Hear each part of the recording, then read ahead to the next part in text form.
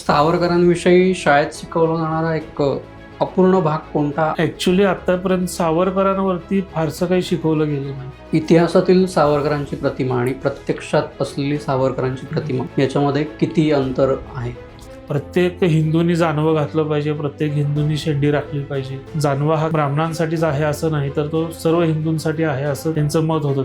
सावरकरांच्या आयुष्यातील अशी कुठली घटना आहे ती की जी ऐकल्यानंतर लोकांनाही धक्का बसेल? ज्यावेळेस अटक झाली सावरकरांना तेव्हा सावरकरांचं वय 26 वर्ष आणि जेव्हा ते सगळ्यातनं मुक्त झाले तेव्हा सावरकरांचं वय 53 वर्ष 11 महिने. सावरकरांच्या कुटुंबाने दिलेला असा कुठला त्याग आहे की ज्याची चर्चा जवळजवळ होत नाही? जेव्हा सावरकरांना इंग्लंडमध्ये अटक केली तेव्हा चिपळूणकरांचं बडप्रस्थ होतं. ते पूर्ण त्यांनी सगळ्या वस्तू जप्त केल्या, पूर्ण त्यांना देशोधडीला लावलं. जर सावरकरांनी माफीपत्र लिहिलं नसतं तर भारतीय इतिहास बदलला असता का?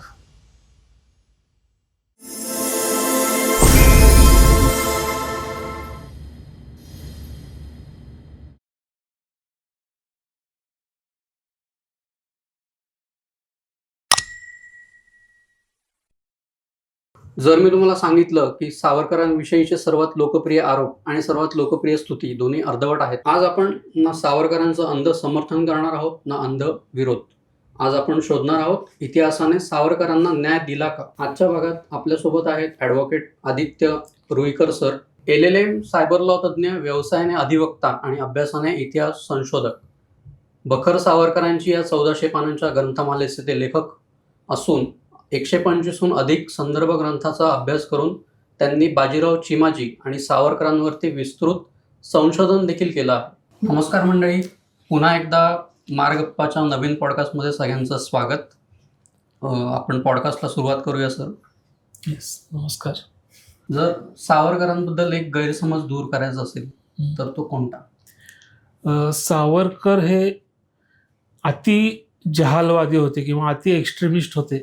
हा जो सावरकरांवरती त्यांच्या विरोधकांकडनं म्हणजे आरोप केला जातो, हा आरोप ॲक्च्युली तितका तथ्य नाही आहे त्यामध्ये. कारण असं आहे की सावरकर हे मानवतावादी होते, पण जोपर्यंत हिंदू धर्माला विरोध करणारे लोक या जगामध्ये आहेत तोपर्यंत आपण हिंदू म्हणून राहावं अशी सावरकरांची विचारसरणी होती. त्यामुळं जर पूर्ण मानवतावादी किंवा मानव एक असेल तर त्यावेळेस हिंदू धर्माची गरज नाही इथपर्यंत हे सावरकर विचार मांडू शकत होते. त्यामुळं एक्स्ट्रीमिस्ट असणं किंवा मुस्लिम विरोधी असणं हा सावरकरांवरचा सगळ्यात मोठा आरोप आहे. सर, सावरकरांना समर्थकांनी आणि विरोधकांनी चुकीचं समजलं आहे का? समर्थक आणि विरोधक याच्यामध्ये ॲक्च्युली प्रत्येकामध्ये 2-2 प्रकार येतात असं मी म्हणेन. एक तर अंधविरोधक आहेत, त्यांना फक्त सावरकरांना विरोध करायचा आहे कारण ते हिंदुत्ववादी होते. किंवा अगदी मी पुढे जाऊन म्हणेन की ते चित्पावन ब्राह्मण होते किंवा ब्राह्मण होते किंवा काही बाबतीत ते मराठी आग्रही होते म्हणून विरोध करणारे लोक आहेत. किंवा पक्ष वेगळा आहे, काँग्रेस आहे किंवा आपल्या विचारसरणीपेक्षा वेगळे आहेत म्हणून विरोध करणारा असा एक गट आहे. किंवा खरंच सावरकरांच्या विचारांची चिकित्सा करून विरोध करणारा एक गट आहे, पण तो अतिशय अल्प आहे. अंधपणे विरोध करणारे भरपूर आहेत. तसंच सावरकरांना अंधपणे फॉलो करणारेही आहेत आणि सावरकरांना अभ्यास करून त्यांचे विचार आत्मसात करून मग त्यांना फॉलो करणारे लोकही आहेत. तर यामध्ये जे अंधपणे दोन्ही बाजूला आहेत त्यांनी सावरकरांवर निश्चितच अन्याय केला आहे असं किंवा त्यांना नीट समजून घेतलं नाही असं मला म्हणावं लागेल. कारण विरोधकांनी माझ्या मते समर्थकांपेक्षा अधिक अभ्यास करून व्यक्त झालं पाहिजे.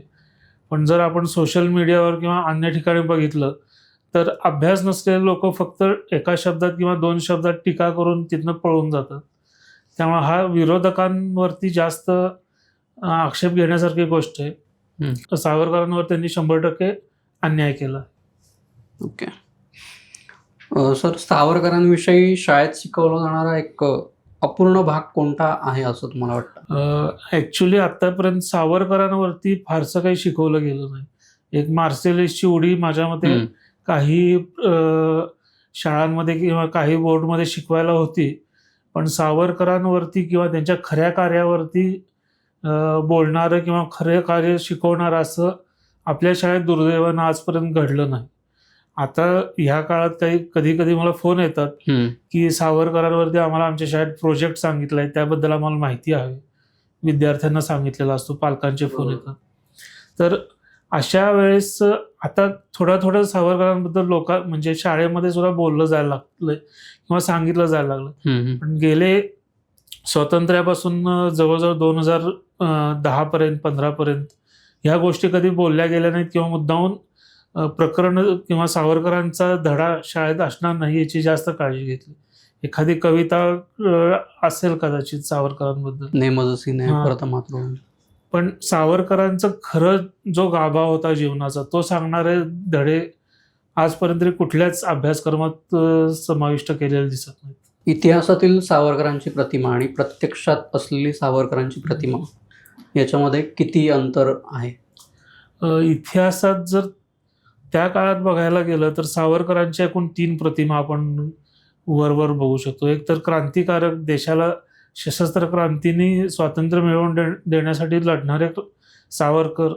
त्यानंतर सामाजिक क्रांती करून जातीमधला भेदभाव मिटवण्यासाठी अपार कष्ट करणारे सावरकर आणि हिंदू धर्मातील प्रत्येक घटकाला एकत्र आणणारे सावरकर, असे आपण 3 प्रकार त्यामध्ये बघू शकतो.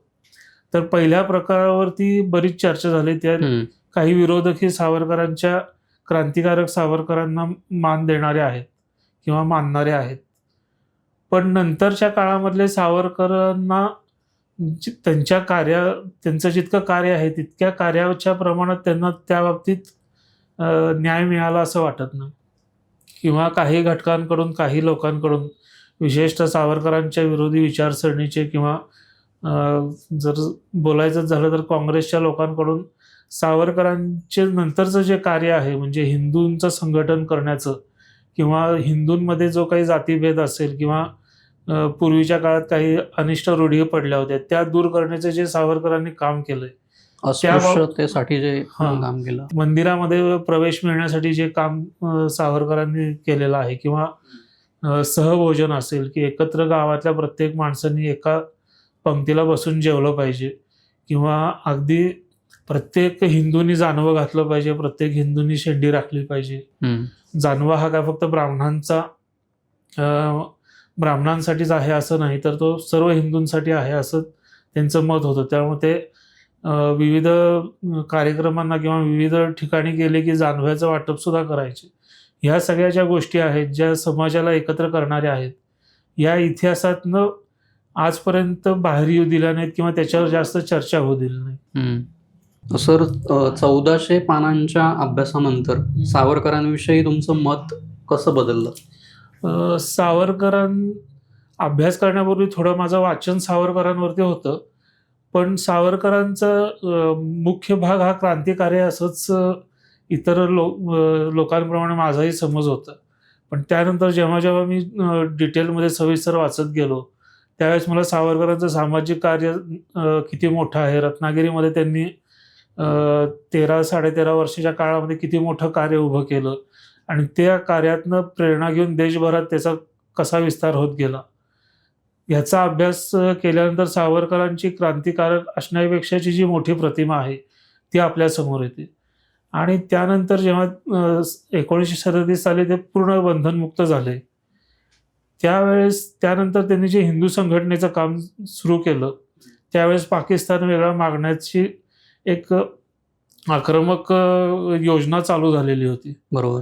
आणि त्यावेळेस सावरकरांनी हिंदू संघटन करून कशा पद्धतीनं आपण ह्या गोष्टी रोखू शकतो असा प्रयत्न त्यांनी त्यावेळेस केला. तो क्रांतिकार्यापेक्षाही जास्त महत्त्वाचा होता. आणि सावरकर स्वतःच म्हणतात की मला तुम्ही क्रांतिकारक म्हणून एक वेळेस लक्षात ठेवलं नाही तरी चालेल, पण हिंदू संघटक म्हणून मला कायम तुम्ही लक्षात ठेवू शकता. आणि त्याचबरोबरीने सगळ्या समाजाला संघटित करण्यासाठी पतितपावन मंदिराची त्यांनी पतितपावन मंदिराची स्थापना केली. त्या स्थापना झाल्यानंतर सुद्धा काही त्यावेळेस अनिष्ट रूढी मानणारे वर्ग होता जो आजपर्यंत सावरकरांच्या बाजूला होता, बाजूनी उभा राहायचा, तो सुद्धा त्यावेळेस सावरकरांच्या विरोधात गेला. पण तो विरोध सुद्धा सावरकरांनी झुगारून देऊन त्यांना जे कार्य करायचं होतं त्यांनी ते पूर्ण केलं. सावरकरांच्या आयुष्यातील अशी कुठली घटना आहे ती की जी ऐकल्यानंतर लोकांनाही धक्का बसेल? सावरकरांच्या आयुष्यच तसं विविध घटनांनी पूर्ण भरून गेलेलं आहे. पण लहानपणापासून त्यांना अनेक दुःखांचा सामना करावा लागला. अगदी वयाच्या 12व्या-13व्या वर्षी त्यांच्या आईंचं निधन झालं. त्यानंतर काही वर्षातच महाराष्ट्रामध्ये प्लेगनं थैमान घातला होता. त्यामध्ये त्यांच्या वडिलांचं निधन झालं, काकाचं निधन झालं. त्यावेळेस ही 15-16 वर्षाची 3 मुलं आणि सावरकरांच्या मोठ्या भावाची बायको येसूबाईनी, अशी 4 मुलंच होती ती. 4 मुलांनी मग तो काळ कसा काढला असेल. मग त्यानंतर दोन्ही भावांनाही त्यात प्लेग झाला. मग त्यांना दवाखान्यात ठेवणं, ह्या सगळ्या गोष्टी त्यांनी ज्या पद्धतीनं त्याला तोंड दिलं, ते तोंड देणं ही एक प्रकारची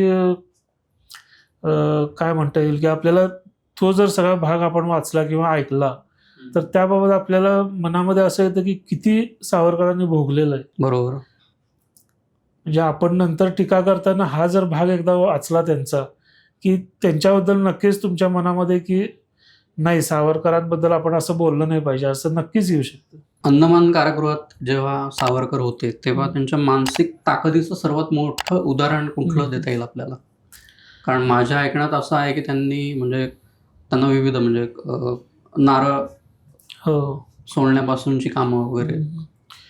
तर म्हणजे अंदमानचं कारागृह म्हणजे माणूस एकदा आत गेला की तिथनं परत बाहेर पडत नाही, अशीच त्याची ख्याती होती अशा काळामध्ये. आणि सावरकरांवरती इंग्रजांचा त्यावेळेस राग का होता, कारण त्यांनी मार्सेलिसमध्ये उडी मारून पळून जाण्याचा सुटकेचा प्रयत्न केला होता. त्यामुळं त्यावेळेसचे तिथले लोक किंवा त्यावेळेस अंदमानमध्ये साधारणतः बारी म्हणून तिथला जो जेलचा अधीक्षक होता तो आणि त्याच्या हाताखाली जमादार लोक किंवा जामदार लोक काम करणारे असायचे. हे लोकांना सावरकरांवर विशेष राग होता, ते कुणाला भेटू द्यायचं नाही. किंवा त्याच वेळेस सावरकरांचे मोठे भाऊ पण अंदमानात होते. दोघांची भेट घडणार नाही याची काळजी घ्यायची. ह्या अशा सगळ्या गोष्टी ते करायचे. किंवा मुद्दामून एखाद्याला सावरकरांसमोर कैद्याला खूप मारायचं किंवा मुद्दामून मागून घाणेरड्या शिव्या देणं, ह्या अशा गोष्टी. किंवा मग कधी कधी पोट बिघडायचं सावरकरांचं, कधी कधी ताप यायचा, अशा वेळेस मुद्दामून दुर्लक्ष करणं, तसंच कोठडीत पडून ठेवणं, ह्या सगळ्या गोष्टी टॉर्चर करण्यासाठी किंवा त्रास देण्यासाठी सावरकरांबद्दल वापरल्या गेल्या. बरोबर. सावरकरांच्या मनामध्ये कधी कधी टोकाचे विचार पण ह्या काळात आले की कशाला आपण हे सगळं करतोय, का जगतोय असं. बरोबर. पण तरी सुद्धा त्यांनी फक्त त्यांचं ध्येय होतं की आपल्याला देशासाठी काम करायचंय, इथनं सुटायचंय आणि परत देशासाठी काम करायचंय. जोपर्यंत अडकले आहोत तोपर्यंत आपण काही काव्य करत आपलं मन रमवू, तिथं संघटन करू. तिथं त्यांनी अंदमानमध्ये संघटन उभं केलं. जेलमध्येच नाही तर जेलच्या बाहेरच्या लोकांमध्ये पण त्यांनी संघटन उभं केलं. नंतरच्या काळात तर त्यांनी तिथं मोठं ग्रंथालय सुद्धा चालू केलं होतं अंदमानामध्ये. या अशा गोष्टी करत त्यांनी त्यांच्या मनातला जो नकारात्मक विचार होता तो पूर्णपणे त्याला हरवून पॉझिटिव्हली किंवा सकारात्मक जे करता येणं शक्य आहे, जे समाजासाठी किंवा जे लोकांसाठी करता येणं शक्य आहे ते करत राहिले. अंदमानातलं सेल्युलर जेलमधला एक माझ्या माहितीतला प्रसंग आहे की त्यांनी कविता तिथं कोरून ठेवल्या होत्या. हो. कमला महाकाव्य म्हणून त्यांनी तिथं ते लिहिलं होतं. ते भिंती ज्या असायच्या त्या चुन्याने रंगवलेल्या असायच्या. ओके. त्यावर ते काठीनं किंवा एखाद्या लोखंडी तारेनं वगैरे असं ते काव्य कोरायचे. जेवढं लिहून झालं तेवढं पाठ करायचे. पाठ करून झाल्यावर मग ते पुसून टाकायचे. दर 6 महिन्यांनी त्यांना अशी म्हणजे पाटी मिळायची असं ते म्हणायचे. दर 6 महिन्यांनी तो चुना लावला जायचा. बरोबर. त्याआधी ते सगळं लिहिलेलं काव्य पाठ करायचं आणि ते उजळणी करत ठेवायची, म्हणजे ते विसरणार नाही. आणि मग पुढचं काव्य लिहून त्यात वाढवायचं.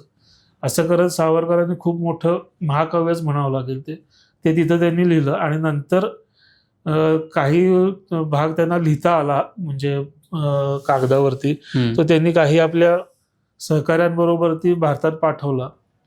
नंतर जो त्यांना आठवत होता तो भाग त्यांनी परत पुस्तक रूपामध्ये नंतर लिहून काढला.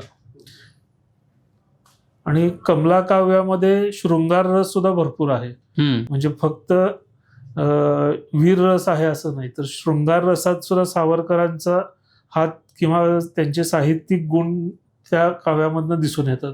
बरोबर. जेलमध्ये असताना कुठलीही सकारात्मकता आजूबाजूला नसताना अशा पद्धतीचं सकारात्मक किंवा शृंगार रसानं युक्त काव्य लिहिणं हे खरंच अवघड आहे. सावरकरांच्या कुटुंबाने दिलेला असा कुठला त्याग आहे की ज्याची चर्चा जवळजवळ होत नाही? सावरकरांच्या कुटुंबाने त्याग तर भरपूर केलेलाच आहे. त्यांच्या पत्नींनाही खूप सहन करावं लागलं. सावरकर तुरुंगात असताना सुद्धा सतत त्यांच्या घरावर दाढी पडायच्या, सगळी वस्तू घरातल्या बाहेर काढल्या जायच्या, सतत घराचं तपासणी व्हायची. ब्रिटिशांचा पगडा तेव्हा जास्ती होता. हा, ब्रिटिशांच्या काळामध्ये. किंवा सावरकरांचे जे सासरे होते चिपळूणकर म्हणून, त्यांनी सावरकरांना इंग्लंडला जाण्यासाठी आर्थिक मदत केली होती. अच्छा. थोडी, आणि पहिल्यांदा पुण्यात शिक्षणासाठी पण मदत केली होती. तर याचा राग धरून जेव्हा सावरकरांना इंग्लंडमध्ये अटक केली तेव्हा चिपळूणकरांचं बडप्रस्थ होतं. त्या पूर्ण त्यांनी सगळ्या वस्तू जप्त केल्या, पूर्ण त्यांना देशोधडीला लावलं. अशा सावरकरांचे अनेक नातेवाईक आहेत की केवळ सावरकरांचे नातेवाईक आहेत म्हणून त्यांना त्रास दिला गेला.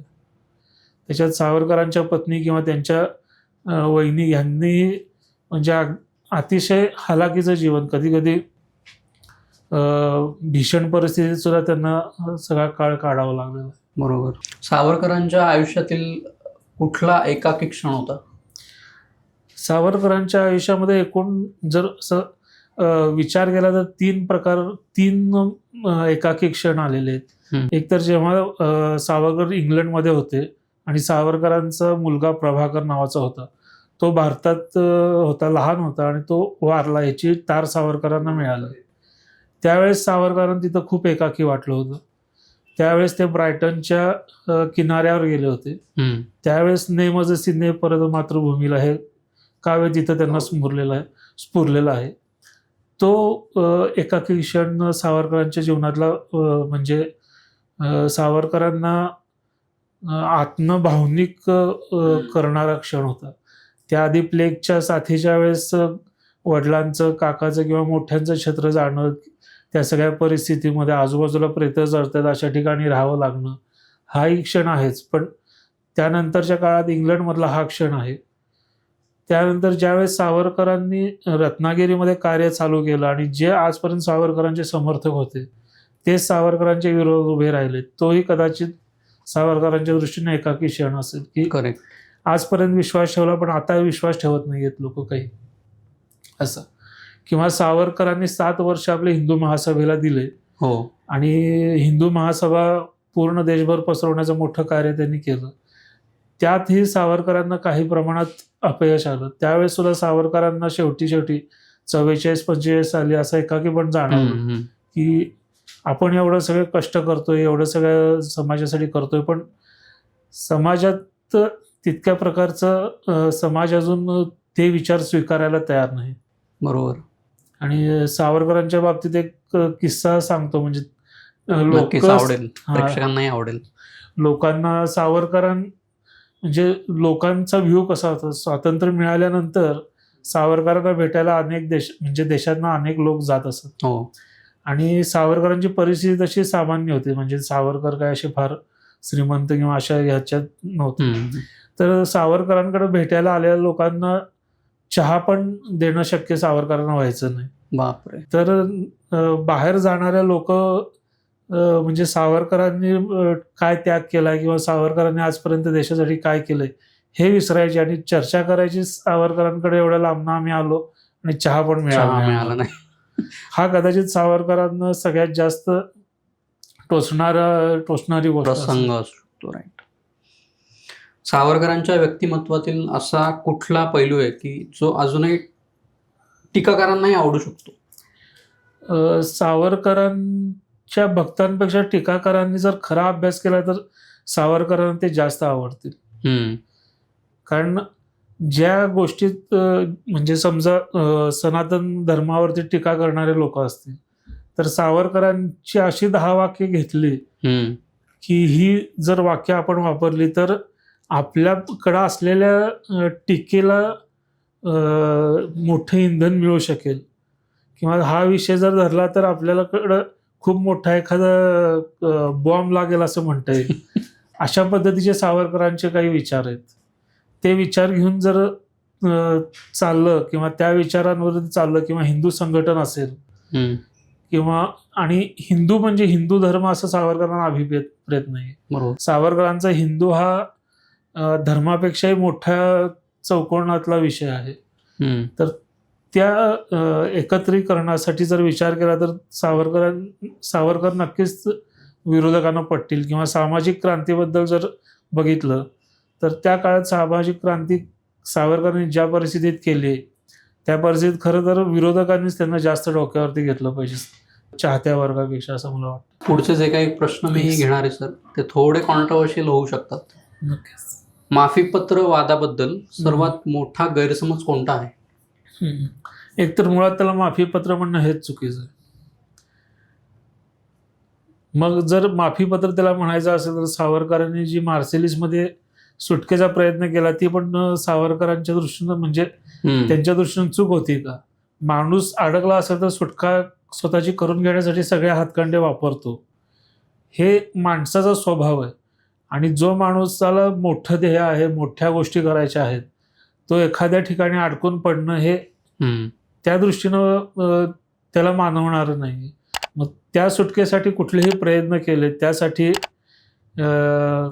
काही 4 खोट्या गोष्टी, मी तुमचे सगळे नियम पाळेन, तुम्ही सांगाल ते नियम ऐकीन किंवा हे नियम मी ऐकीन, राजकारणात भाग घेणार नाही, अशा सगळ्या गोष्टी सांगायला लागल्या तरी करायला हरकत नाही. तर ते माफीपत्र असू शकत नाही, ते सुटकापत्र नक्कीच असू शकतं. तर माफीपत्रावरती बोलणाऱ्यांसाठी मला एक आकडेवारी सांगावी अशी वाटते. सावरकरांनी माफीपत्र लिहिलं हे अगदी जर एक क्षणासाठी आपण मान्य केलं की त्यांनी माफी मागितली इंग्रजांची, तरी सावरकरांना इंग्लंडमध्ये 13 मार्च 1910 साली पहिल्यांदा अटक झाली. अटक झाल्यानंतर त्यांना भारतामध्ये आणून मग त्यांच्यावरती 2 खटले चालले आणि त्यांना शिक्षा झाली. ते अंदमानला गेले. ते 1921 सालापर्यंत अंदमानमध्ये होते. म्हणजे 10 पासून 21 पर्यंत ते अंदमानमध्ये होते. अंदमानचं जेल बंद करायचा निर्णय इंग्रजांनी घेतला, तिथली वसाहत बंद करायचा निर्णय घेतला, म्हणून सावरकरांना तिथनं भारतात आणलं. ओके. भारतात आणल्यावर लगेच सोडलं नाही. 24 सालपर्यंत ते भारतातल्या वेगवेगळ्या तुरुंगामध्ये होते. म्हणजे हा बंदिवासाचा काळ किती झाला? 4 जानेवारी 1924ला सावरकरांना शेवटी तुरुंगातून किंवा कारागृहातून सोडलं. बरोबर. तर 13 मार्चला अटक झाल्यापासून 1910 पासून बंदिवासाचा काळ हा 13 वर्ष 9 महिने. बरोबर. म्हणजे 5045 दिवस. त्यानंतर सावरकरांना लगेच सोडलं का? तर नाही सोडलं. त्यांना रत्नागिरीमध्ये स्थानबद्धता द्यायला लागली आणि ती 2-2 वर्षासाठी होती, सतत वाढवत जायची. आणि त्याच्यात असं होतं की तुमच्याकडनं एक जरी चूक झाली किंवा आम्हाला चूक आहे असं त्या वाटलं तर आम्ही परत तुम्हाला सगळी शिक्षा भोगायला लावू. बरोबर. या अशा स्थितीमध्ये सावरकर 1924 ते 1937 पर्यंत होते. म्हणजे हा काळ किती होतो? 4875 दिवस, म्हणजे 13 वर्ष 4 महिने. म्हणजे हा सगळा जर एकूण काळ बघितला तर 9920 दिवस होतात. बापरे. 27 वर्ष 1 महिना. म्हणजे सावरकर ज्यावेळेस अटक झाली सावरकरांना तेव्हा सावरकरांचं वय 26 वर्ष होतं. आणि जेव्हा ते सगळ्यातनं मुक्त झाले तेव्हा सावरकरांचं वय 53 वर्ष 11 महिने होतं. बापरे. म्हणजे माफीपत्र दिलं आणि सावरकरांची सुटका झाली हे इतकं सोपं नाहीये.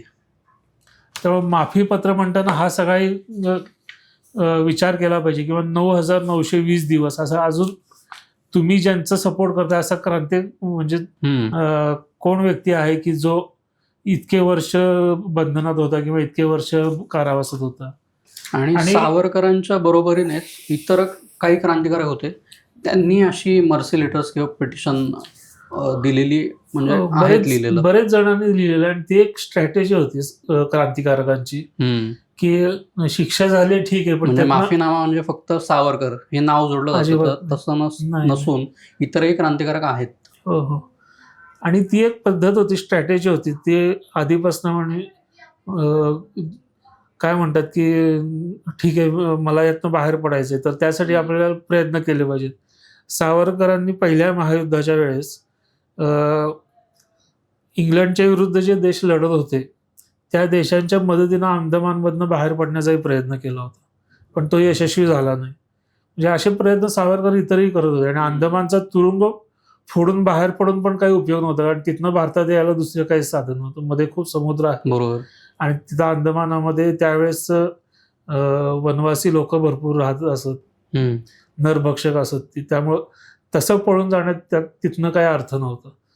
मग एकच मार्ग उरतो त्यावेळेस. जर सावरकरांनी माफीपत्र लिहिलं नसतं तर भारतीय इतिहास बदलला असता का? नाही, काहीच संबंध नाही. म्हणजे उलट मी म्हणेन भारताचं बरंच नुकसान झालं असतं. बरोबर. जर सावरकर, आणि ऍक्च्युली हे माफीपत्र नाही आहेत, फक्त हे मी जसं मगाशी म्हटलं की सुटका करून घेण्यासाठी एक वापरलेलं राजकारण आहे. तर त्यामुळं भारताच्या राजकारणावर काहीच परिणाम झाला नाही. एक तर सावरकर जेव्हा रत्नागिरीतनं सुटले 1937 साली, तोपर्यंत भारताला स्वातंत्र्य हे आज ना उद्या द्यावं लागणार हे इंग्रजांना निश्चित माहिती झालं होतं. बरोबर. 1935 साली इंग्रजांनी बऱ्याच सुधारणा करून काही गोष्टी भारतीयांच्या हाती दिल्या होत्या. त्यावेळेच्या नेतृत्वानं जर योग्य प्रयत्न केले असते तर ते स्वातंत्र्य 40च्या आधीच मिळालं असतं. त्यावेळेस नेतृत्वाने ते प्रयत्न न केल्यामुळे ते 47 पर्यंत लांबलं आणि विभाजन पण त्यामध्ये झालं. त्यामुळे सावरकरांच्या हातामध्ये त्या गोष्टी त्यावेळेस राहिल्या नव्हत्या. त्यामुळे सावरकरांनी तिथनं सुटका करून घेतली नसती किंवा त्या गोष्टी केल्या नसत्या, त्यामुळे देशाच्या स्वातंत्र्यावर काही परिणाम झाला असता असं नक्कीच घडलं नसतं. ओके. सावरकरांचे टीकाकार कुठल्या मुद्द्यावरती योग्य आहेत असं तुम्हाला वाटतंय? सावरकरांचे टीकाकार हे एका मुद्द्यावर, सावरकरांचे विचार हे पचत नाहीत. त्यामुळे सावरकरांवरती त्यांना ते विचार न पचल्यामुळे ते राग व्यक्त करतात. तेवढ्या मुद्द्यावर पुरते सावरकरांचे टीकाकार नक्कीच योग्य. ते पचवण्यासाठी किंवा त्यांचे दूरदृष्टी बघण्यासाठी पण तितकी मोठी आपली दृष्टी पाहिजे किंवा आपला विचार पाहिजे. बरोबर. तो प्रत्येकाकडे असतोच असं नाही. त्यामुळे सावरकरांच्या दूरदृष्टी न झेपणं यासाठी सावरकरांची टीकाकार बरोबर. किंवा जेव्हा सावरकर सुटले त्यावेळेस SM जोशींनी सावरकरांचा पुण्यामध्ये सत्कार केला होता. ओके.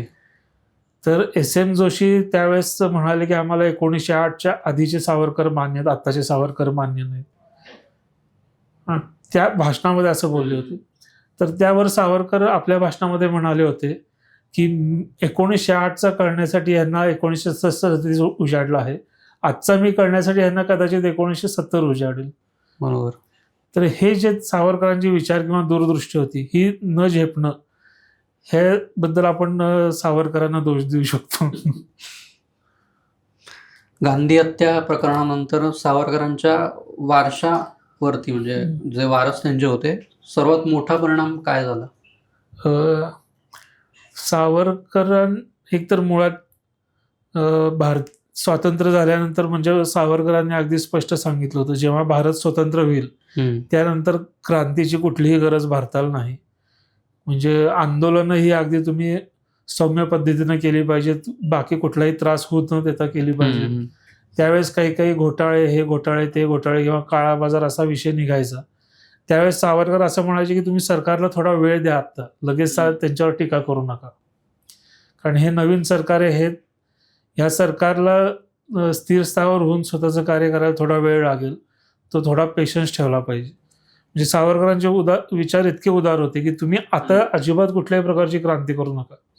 अशा माणसावरती गांधींच्या हत्येचा आरोप होणं, सावरकरांच्या ओळखीतले लोक होते त्यांनी हत्या केली हे ठीक आहे, पण राजकारणासाठी सावरकरांना गोवणं हे सगळ्यात मोठं त्याच्यामध्ये चूक. आणि ते गोवल्यामुळं असं झालं की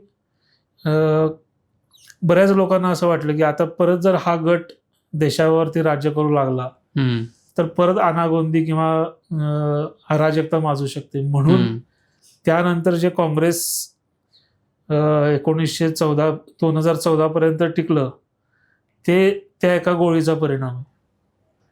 त्यावेळेस स्वातंत्र्य व्हायच्या आधी ज्या इलेक्शन झाल्या होत्या त्यावेळेस काँग्रेसने सांगितलं होतं की आम्ही काही झालं तरी फाळणी होऊ देणार नाही, आणि ती शेवटी फाळणी झाली. त्यामुळे लोकांचा विश्वास काँग्रेसवरचा उडत चालला होता, पण ती एक गोळी मारली गेली. त्यामुळं हिंदुत्ववाद्यांचं किंवा प्रखर राष्ट्रभक्तांचं राज्य यायला इतकी वर्ष जावी लागली. उलटली. करेक्ट. त्यामुळे नक्कीच सावरकरांबद्दल काही लोकांच्या मनामध्ये असं येतं की हे व्हायला नाही पाहिजे होतं, पण त्यात सावरकरांचा स्वतःचा काहीच हात नव्हता. बरोबर. आपण मॉडर्न काळाशी थोडं एकरूप क्वेश्चन घेऊया. जर सावरकर जिवंत असते तर भारतातील कुठल्या समस्येवरती ते जास्ती बोलले असते?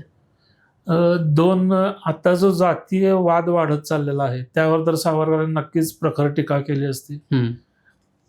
आणि दुसरं जो आतंकवाद आहे किंवा त्याचं जे मूळ पाकिस्तान आहे ते कदाचित न राहण्यापर्यंत सावरकरांनी कार्य नक्कीच केलं असतं. बरोबर. आजच्या सोशल मीडियाच्या युगामध्ये सावरकरांची प्रतिमा कशी असती? सावरकरांनी सोशल मीडियाचा अतिशय योग्य वापर करून घेतला असतं, कारण सावरकर हे आधुनिक विचारांना स्वीकारणारे नेते होते. सोशल मीडिया किंवा एक्स हँडल असेल किंवा फेसबुक, व्हॉट्सअप याचा आपले विचार लोकांपर्यंत पोहोचवण्यासाठी, आपलं कार्य वाढवण्यासाठी सावरकरांनी नक्कीच खूप चांगला उपयोग करून घेतला असता. जसं आत्ता भारताचे पंतप्रधान मोदी वापर करतायत, कदाचित तितक्या लेवलचाही सावरकरांनी आधुनिकवाद स्वीकारला असतात. आजचे राजकारणी फक्त सावरकरांना समजून घेतात की त्यांचा वापर करतात? नाही, मला असं वाटतं सावरकरांना राजकारणाच्या दृष्टीनं उपेक्षितच ठेवलेलं किंवा वाळीतच टाकलेलं. कारण सावरकरांचा पोस्टर किंवा सावरकरांचा फोटो लावणं किंवा आम्ही सावरकरवादी आहेत असं सांगणं हे काही मतदारांना दुखवण्यासारखं आहे. त्यामुळे बहुतांशी पक्ष किंवा बहुतांशी लोक सावरकरांची बाजू घेऊन किंवा सावरकरांचा उपयोग होईल आपल्याला इलेक्शनमध्ये असा विचार करतच नाही किंवा तसा होईल असं त्यांना वाटत नाही. त्यामुळे ते सावरकरांचा विषय कधी जास्त चर्चेत घेत नाही. पण कधी कधी विरोधी लोकांनी सावरकरांवरती खालच्या पातळीची टीका केली तर मात्र ते ठामपणे सावरकरांच्या विचारांच्या बाजूने राहतात आणि त्याला विरोधाला ते कडाडून विरोध करतात, हे मात्र नक्की. पण तुम्ही जे म्हणताय की राजकारणासाठी सावरकरांचा उपयोग होत असेल का, तर अजिबात होत नाही.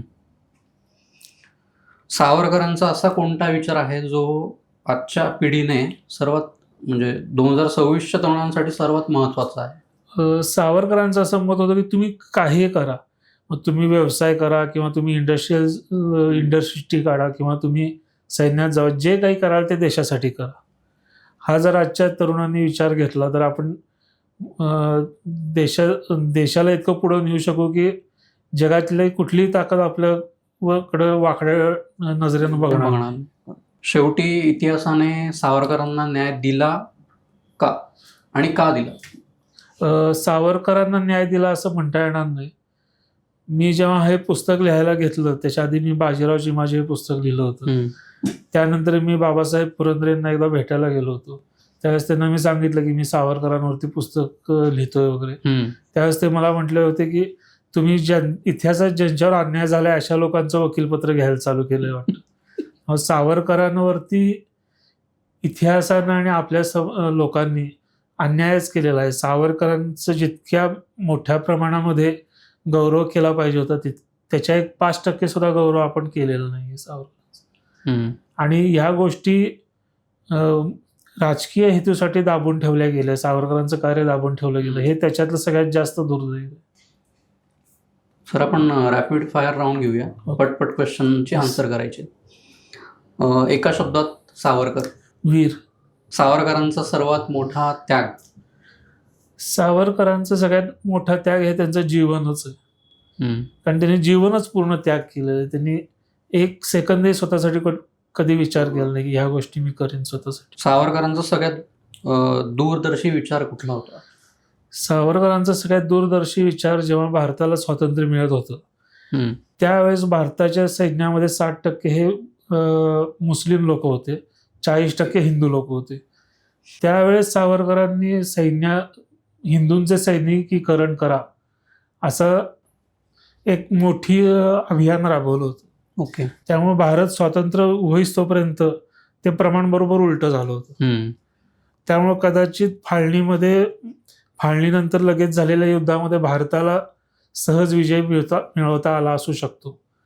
म्हणजे असं आपण 100% खात्रीनं नाही म्हणणार, पण ह्या दृष्टीनं ही प्रयत्न सावरकरांनी केलेले आहेत. आजच्या तरुणांनी सावरकरांचं कुठलं एक पुस्तक वाचावं? सावरकरांची 3 नाटकं होती, उशाप वगैरे असे वेगवेगळ्या सामाजिक विषयांवरती, समाजातल्या काही अनिष्ट रूढींवर लिहिलेली, ती जरूर वाचावीत सावरकरांची.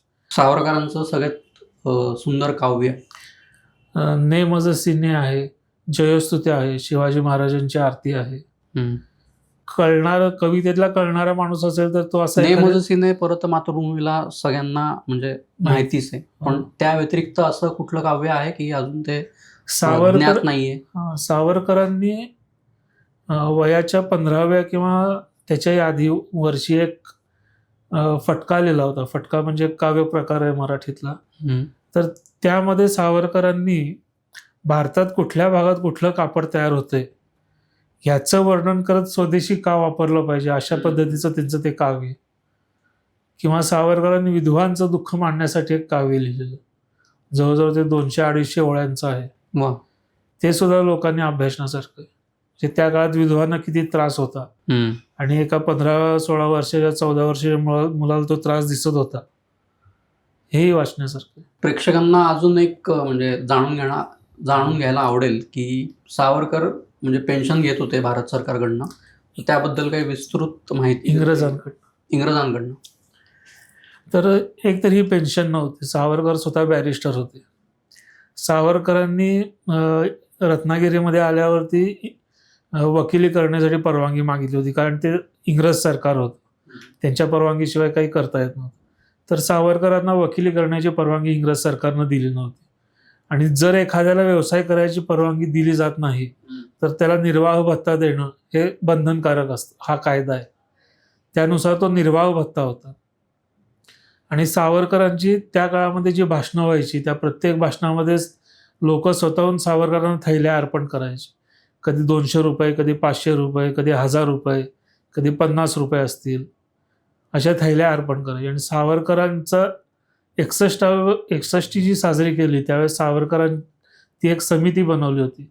त्या समितीनं अख्ख्या देशभरातून जवळजवळ 2.5 लाख रुपये गोळा केले होते सावरकरांसाठी, आणि ते सावरकरांना दिले होते. म्हणजे महिना 60 रुपये पेन्शन घेतली म्हणून जे आरोप करतात त्यांच्यासाठी हा आकडा मुद्दाहून सांगितला पाहिजे. 60 रुपयाचे वर्षात जास्तीत जास्त 720 रुपये होतील. बरोबर. 10 वर्षात 7200 रुपये होतील. आणि सावरकरांना त्या काळामध्ये त्याच्या दुप्पट नाही 10 पट पण पैसे समाज देत होता. आणि सावरकर हिंदू व्यावसायिक व्हावेत म्हणून हिंदूंना स्वतः कर्ज देत होते, हिंदूंचा व्यवसाय वाढावा म्हणून. काही काही लोक त्यातले बुडवतही होते. तर असं असताना सावरकरांनी 60 रुपये घेतले, पेन्शनवीर म्हणणं हे म्हणजे जे म्हणतात त्यांच्या बौद्धिक दिवाळखोरीचं ते लक्षण. बरोबर. सर, सावरकर आणि गांधी यांच्यातले मूलभूत वैचारिक मतभेद कुठले होते? सावरकरांचे विचार हे काय म्हणतात त्याला उष्ण प्रकारचे होते आणि गांधींचे विचार हे शीत प्रकारचे होते. हे दोघांनाही राष्ट्राचं कल्याणच करायचं होतं. बरोबर. पण सावरकरांचं असं म्हणणं होतं की कमी काळामध्ये जर ह्या गोष्टी करायच्या असतील तर त्याला तापवलं पाहिजे. गांधीजींचं असं म्हणणं होतं की कुठलीही गोष्ट शांतपणे केली पाहिजे. किंवा गांधीजी म्हणत होते की तुम्ही रस्ता साफ करा, ती पण देशभक्ती, हे लोकांना पटण्यासारखं होतं.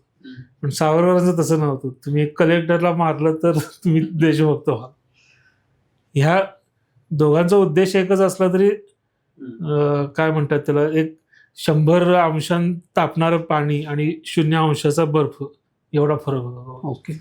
1904 साली सर अभिनव भारत या गुप्त क्रांतिकारी संघटनेची स्थापना झाली, त्याबद्दल प्रेक्षकांना काही सांगता येईल? सावरकरांनी सुरुवातीला नाशिकमध्ये असताना मित्रमेळा नावाची एक संघटना स्थापन केली. ती 2 प्रकारे काम करायची. वरवर दाखवताना ती वाचनासाठी ग्रंथालय किंवा भाषण वक्तृत्व मुलांचं वाढावं यासाठी, किंवा काही गणपती उत्सव, शिवाजी जयंती असे उत्सव साजरे करण्यासाठीची संघटना होती. बरोबर. आणि मग त्यातनं जे लोक त्यांना योग्य वाटत होते त्यांना ते गुप्त क्रांतिकारी संघटनेमध्ये घेत होते.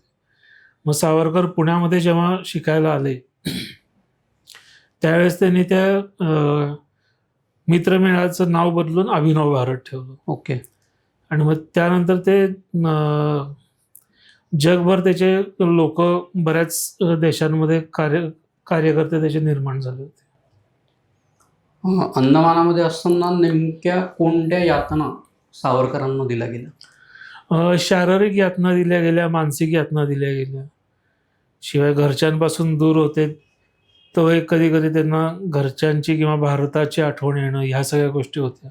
शारीरिक यातनांमध्ये वेगवेगळ्या शिक्षा दिल्या गेल्या, म्हणजे अगदी अमानवीय पद्धतीच्या त्या शिक्षा असायच्या. 24 तास हात वरती बांधून ठेवले जायचे, किंवा बापरे. रात्री जर एकदा तुरुंग बंद झाला आणि लघवी किंवा काही नैसर्गिक विधी आले तरी त्यांना जाता यायचं नाही. किंवा कधी कधी सावरकरांचं पोट बिघडायचं, तिथलं अन्न मानवायचं नाही. आणि तिथलं अन्न म्हणजे रस्त्यावरती उगवणारे कुठलीही ते भाजी, आळूसारखे मोठी मोठी पानं तोडून आणून त्याची भाजी करून, पातळ भाजी करून लोकांना तिथल्या खायला घातली जायची. मग त्यामध्ये कधी कधी मोठ्या मोठ्या गोम असायच्या, सापाची तुकडे पडलेले असायचे, काही विषारी प्राणी म्हणजे असे सरपटणारे प्राणी त्याच्यात असायचे. किंवा ते अन्न तयार झालंय का नाही हे बघण्यासाठी घासलेटचा दिवा वापरला जायचा. असं तर ते असं वाकून बघताना ते घासलेट सुद्धा त्याच्यात पडायचं आणि तसंच अन्न ते कैद्यांना खायला लागायचं. त्यामुळं तिथल्या लोकांना पोट बिघडणं किंवा शारीरिक व्याधी होणं हे अगदी सामान्य होतं. ह्या सगळ्या गोष्टी सावरकरांनाही सहन कराव्या लागल्या. आजचा भाग आवडला असेल तर नक्की शेअर करा, कारण इतिहास समजून घेण्यासाठी फक्त मतं पुरेशी नसतात, अभ्यासही तितकाच आवश्यक असतो. तुमच्या मते सावरकरांबद्दलचा सर्वात मोठा गैरसमज कोणता आहे तो आम्हाला कमेंटमध्ये नक्की सांगा. पुन्हा भेटू एका नवीन विषयासह आणि एका नवीन दृष्टिकोनासह. जय हिंद. तर आदित्य सर, तुम्ही वेळात वेळ काढून मार्गप्पा पॉडकास्टसाठी इथे आलात आणि प्रेक्षकांसाठी आणि आम्हा सगळ्यांसाठीच हे सावरकरांचे विचार खूप मोलाचे आहेत. तर मार्गप्पा पॉडकास्ट टीमकडनं ही तुम्हाला छोटीशी भेट